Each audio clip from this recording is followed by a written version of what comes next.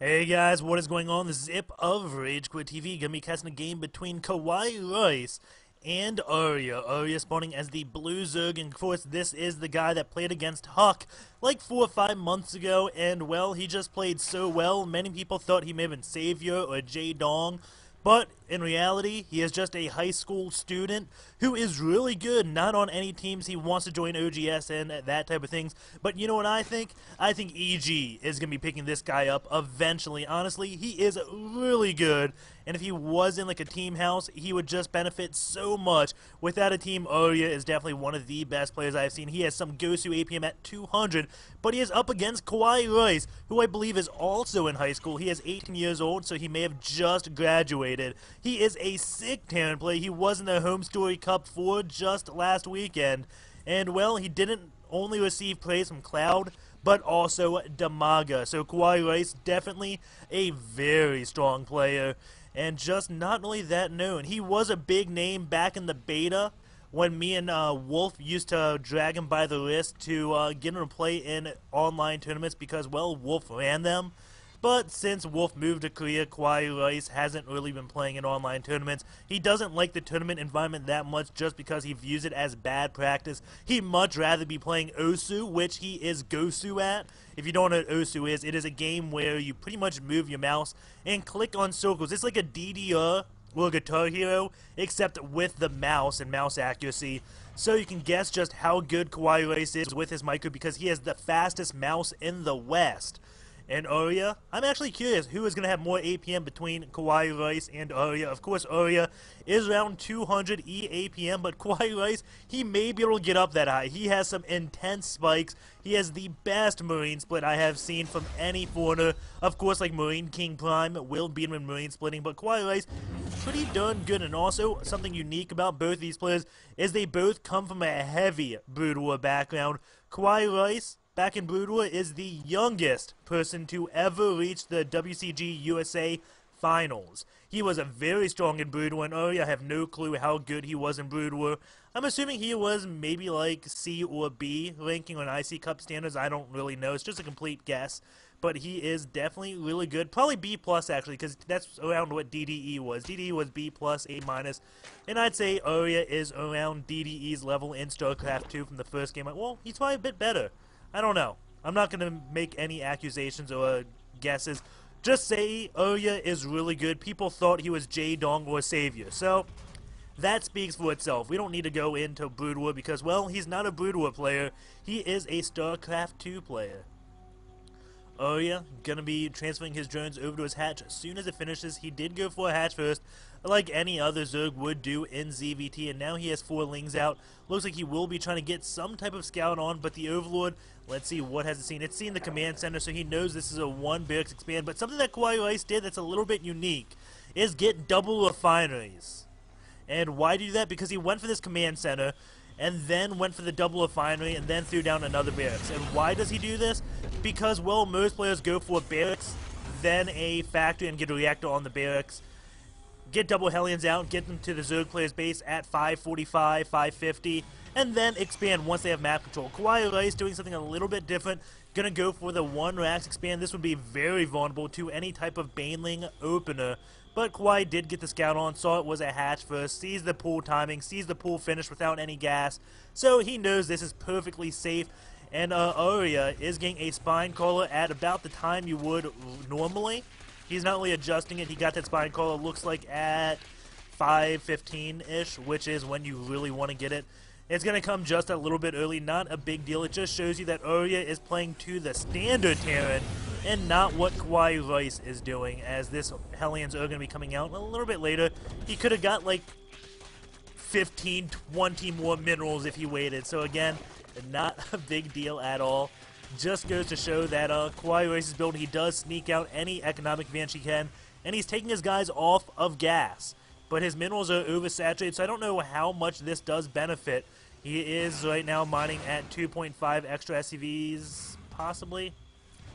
So, I mean, the gas, the minerals won't be doing that much of a difference just because he is oversaturated.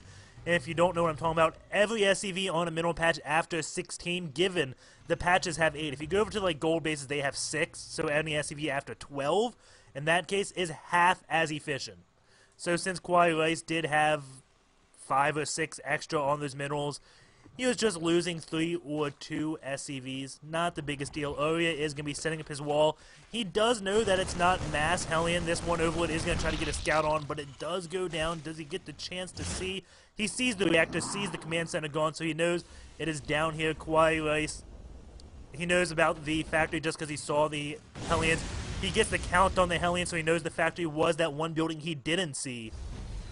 And, well, he also knows now that Stim is researching, which is definitely a big deal, because he may be able to put it together that, looking at Kawhi pulled guys off this cast, he may know that the starport has not been started yet, and KawaiiRice is going to go for a double eBay, so he is going to favor those bio upgrades, and this is something that KawaiiRice absolutely loves to do. And there's another Overlord in here, so he may actually get the scout on the double eBay, which would be great, but no, the Overlord is going to be retreating. He is just looking for that starport. But the starport honestly would go down here based on Kawhi's positioning most likely, because, well, the factory has a tech lab on it. Either a barracks or a starport would be here. Since 2 barracks are up here, one has the reactor, one's getting a tech lab. Standardly, the starport would be down here, just because there's an open reactor, but KawaiiRice not going to be doing that at all. Just has these Hellions on patrol, sees the creep has went down here. He is trying to keep it contained. He kind of made that small blunder. He sees the creep starting to extend over here, and he is going to be looking at this and taking this one tumor out. But because the Hellions were just sitting right here, he kind of stopped Aria from pushing out the creep, but instead Aria went back up on top and then went down just away from those Hellions. Very nice call from Aria right there. And he is getting an Overseer in. Looks like that Overseer will be taken out. Maybe he may make it to the high ground. Those Marines are taking the jugs and do end up getting a high fast enough to take it out. And he does see, okay, 1-1 is on the way for you. And this is definitely big news to know because, well, he just sees those upgrades. He knows a push is going to be coming now. That push is timed to be at right before mutas do come. KawaiiRice is hitting a beautiful timing. He's going to have 1-1 at 11 minutes. And if you don't know, mutas generally come out in ZBT between 10:30 and 11. So you always see Terran players moving out to get to the opponent's base at 10:30. But right now, we have an Infestation Pit going up, not muta play. So Aria has a little bit too much, and that will be able to take this force out and scare KawaiiRice back. That 1-1 just wasn't quite done. If he got that 30 seconds earlier, or actually 45 seconds, that would have been such a great timing. But since Aria not going for mutas, that doesn't get to complete.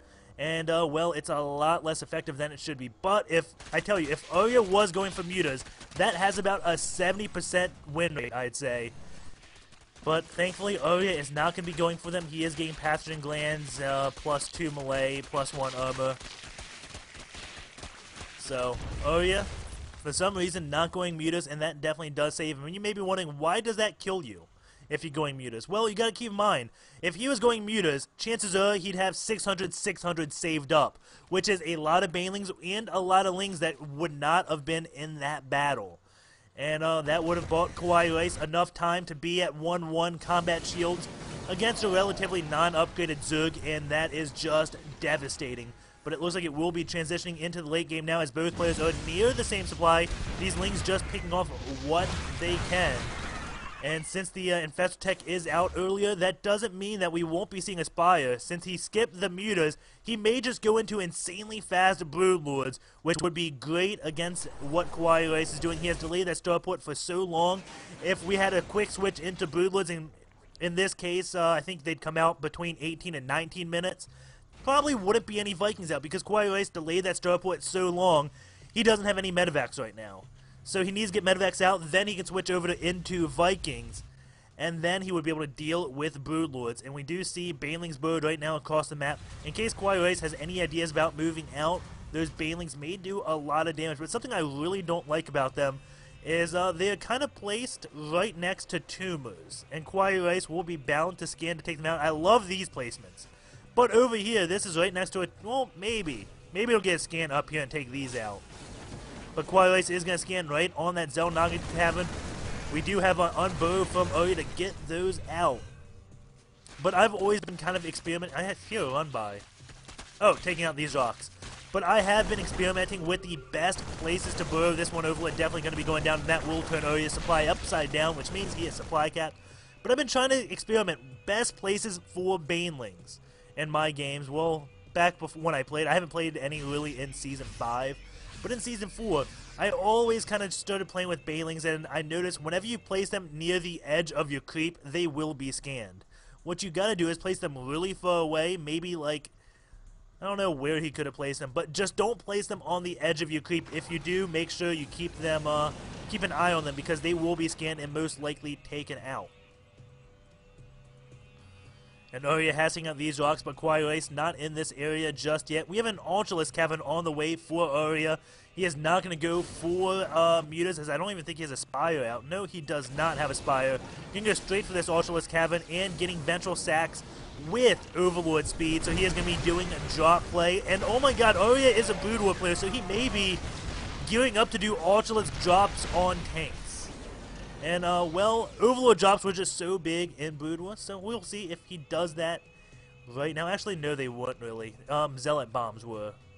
In Brood War, you had a thing called, the Plague. Not Plague, I'm forgetting the name. Basically, it just eliminates all range. And we do have a lot of links for Aria now going to be taking out 2 tanks. It looks like maybe they'll just get 1. This one tank will be getting taken out, and now those links will be going back to the maze, but easily get taken out.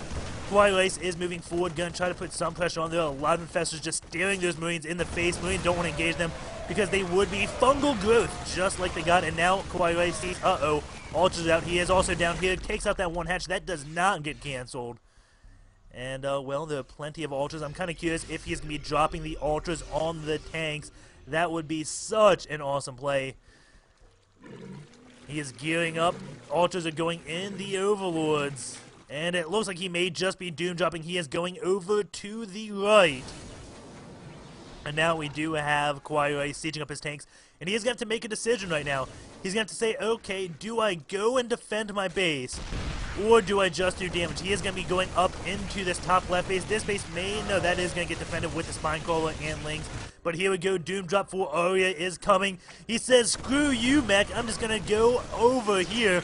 Lots of Ultras do drop with Infestors and everything. We'll see what KawaiiRice does. The decision is on you. Is he going to move forward? No, he is going to be moving back. And does have just a few Marines to take out drones. Aria now knows that the siege is unsieged, so he is going to go take out those Marines. And meanwhile, he is going to be wrecking KawaiiRice's main base. He is at 200 supply right now. KawaiiRice, 166 out of 164. He is a heavily supply cap. The Orbital Command does lift off. And now KawaiiRice is going to be losing a few barracks.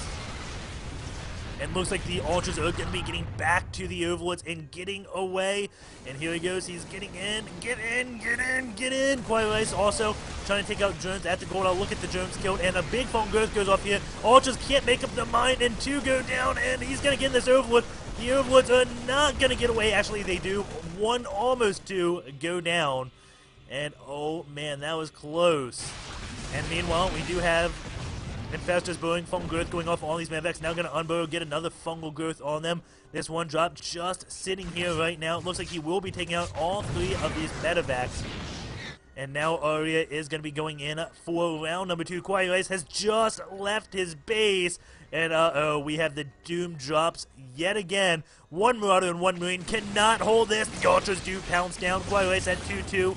Aria at 3-2. We do have 2 nukes on the way for KawaiiRice right now, and bunch of Lings splitting up, but the Infestor's way too far behind.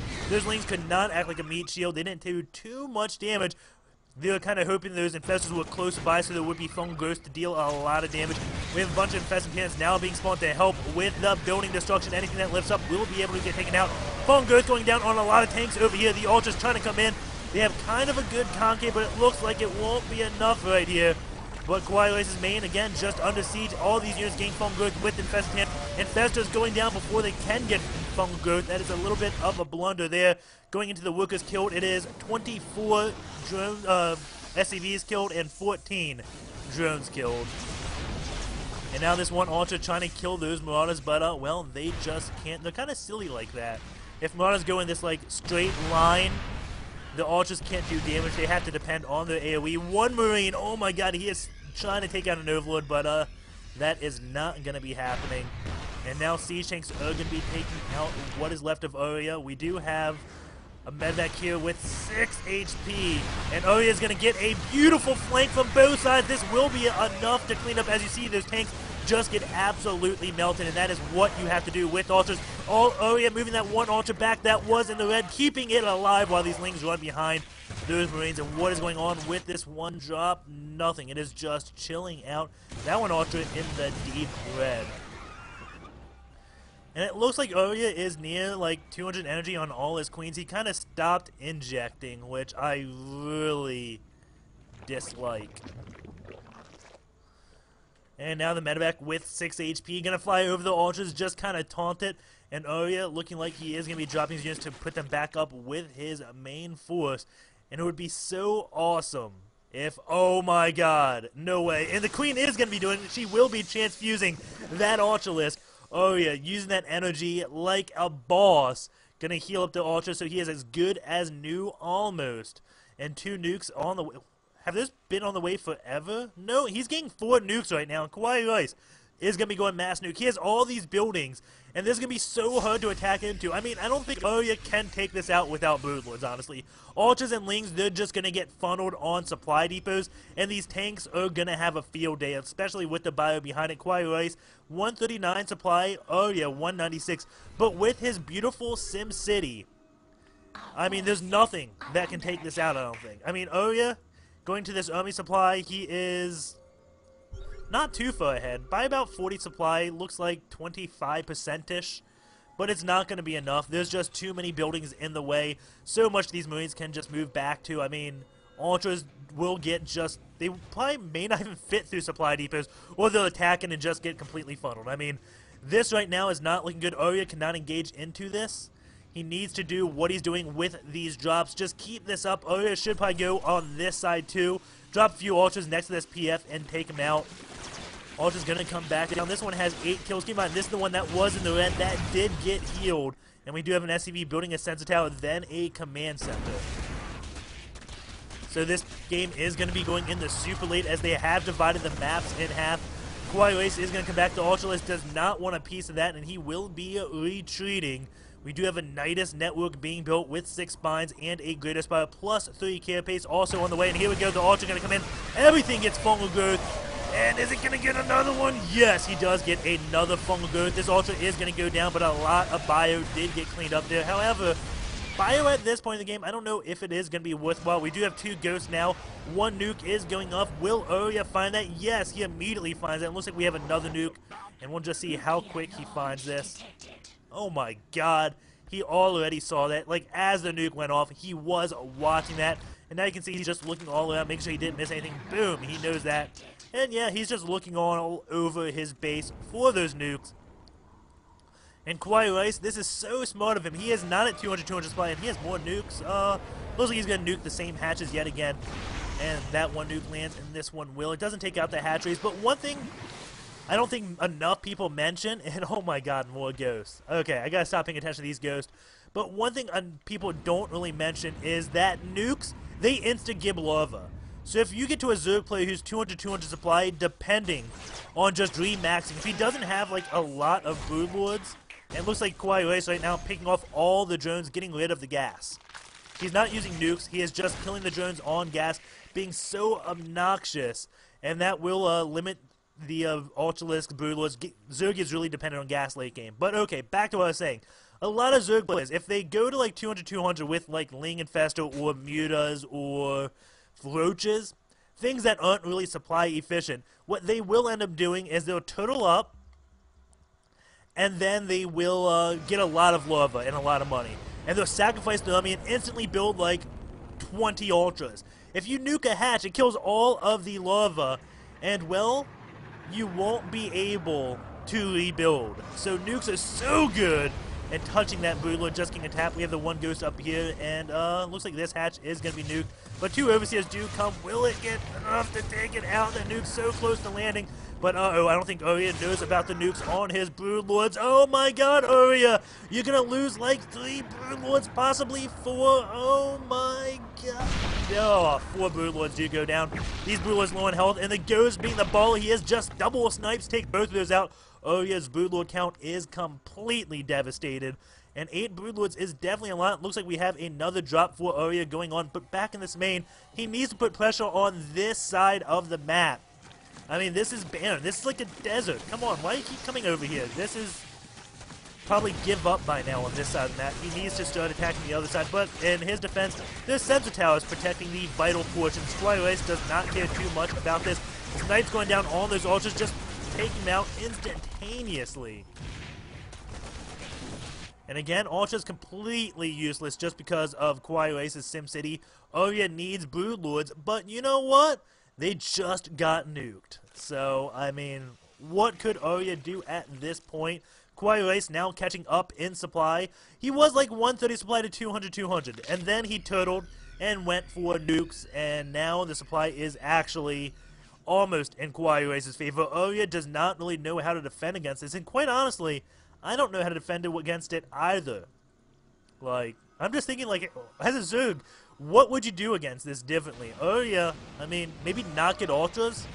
Maybe this is like a big flaw to getting ultras. KawaiiRice can be doing double nukes on hatches. This hatch may actually go down. There are a few corruptors to see this goes, and they're just thinking, I can do absolutely nothing. Some Ling does unload. There we go, double nukes. Takes out the spawning pool, and there we go. The hatch does fall.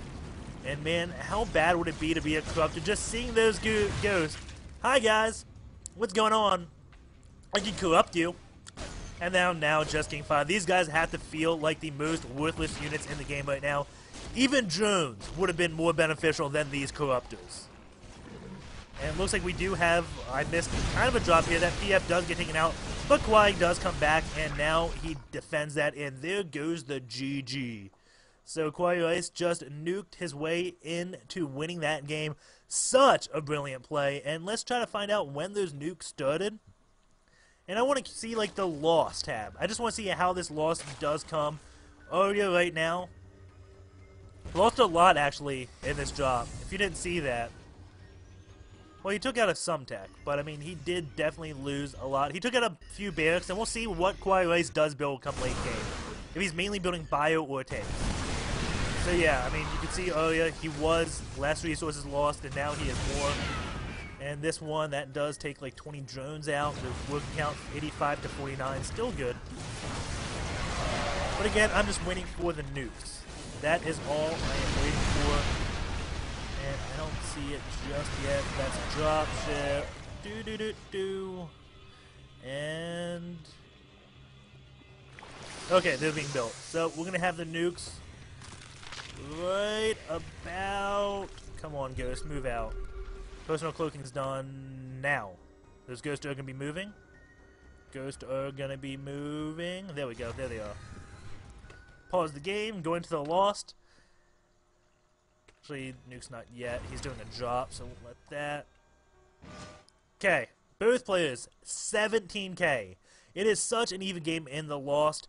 And then once these nukes play, let's see what it ends up going to. Actually, let's go before that one drop because that was just a massacre. He killed a PF and that's it. So this is just before that. KawaiiRice, let's see, I said 17k, 3k worth of damage. And that may not be it. We got... Right now, okay. So KawaiiRice took 3k worth of damage since he went nukes. A Zerg player took 9k worth of damage, so that is definitely a lot. And now, the pun I think you all enjoy the most, SC2 gears. We're now, I already opened this, got it open, we have, let's see, main building control. This injecting was, again, absolutely horrible. I kind of pointed that out. He kind of gave up this late game, but what's impressive is I still see a 23.5 inject gap, and that is with, let's see, 15, 22, that is 15, 22. About 22%, I think, of the game. Maybe 21. 21 to 22% of this game. And I'm saying that just because SC2 Gears, as you see, uses real time. So I'm not going to do that much math. So basically, about 20% of the game he didn't inject and still had a gap of 23.5, which means over here, up to this point, the 11-minute mark, which is like the 15, 16-minute mark in-game, he had a gap of, I'd probably say 8 to 9, which is pretty impressive. Oh, wait. Yeah. So I was talking about right up here. This is the 11-minute mark. Probably had, to this point, an 8 to 9 second inject gap. Maybe less, maybe like 7. It looks pretty much perfect. Actually, 6.1, 3.1, 10.1, 3.1 right here. That is insane. 6. Yeah, about 7, I'd say. About 7 up to this point, which is really good. And then he drops off. He just stops injecting after the 11-minute mark, which is 15 or 16 in-game. Which is bad. But Aria, not on a pro team. If he got picked up by someone, he'd probably start focusing on that a little bit more. Oh, let's see. What else do we have that could be good? Let's go builds tech. No. Tech stat. Okay, this is what I wanted to see. Not all in one shot. No, that's not what I wanted to see. Unit tiers. So in this late game, KawaiiRice started losing his barracks. It looks like, or his factories. But I don't know what he lost. But the key thing is, he's no longer building Marines, just bring a few Marauders at a time. It's mainly higher tiered units at the end of the game. Actually, he does build 7 Marines at the end, but 3 tanks. But the key thing is, taking out those barracks the late game didn't really do anything to KawaiiRice. Because you see, he used the barracks in this early game. All green and blue is barracks units. Come the late game, he mainly just built mech.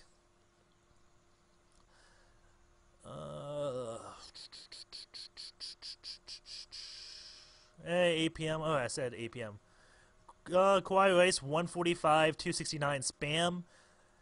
Aria 191 EAPM, that's effective, and 299 spam, almost 300. Aria is a little bit faster than Stefano, and much faster than, well, not much faster than Idra. A little faster than Stefano and faster than Idra. I think Stefano may be a bit higher in the APM than Idra, actually. He's really good. But anyways, hope you enjoyed that cast. If there's anything you want to see, let me know. Don't forget to subscribe. That really does help. I know a lot of you just use se2cast.com, and that's great. As long as I get views, I am happy. But in order to get better partnerships, I need a lot of subscribers. So that is one of the key things they look at. So if I get more subscribers, I can get a better partnership, and which gives me actual money for doing this. I mean, the YouTube ads, it's widely known, they don't give crap money. So unless I get a Game Station or a Makima partnership, I won't be making much money off of casting. I can't say how much, but it's less than minimum wage. So it's really just a hobby, but if I got more money, then I'd have money to do show matches, and then I wouldn't just have to do replay casting all day. So don't forget to subscribe. I know all you have Gmails, and all you have to do is click that button because you use your Gmail to log into YouTube. It's really cool like that. And yeah, take care. See you next time. Peace out.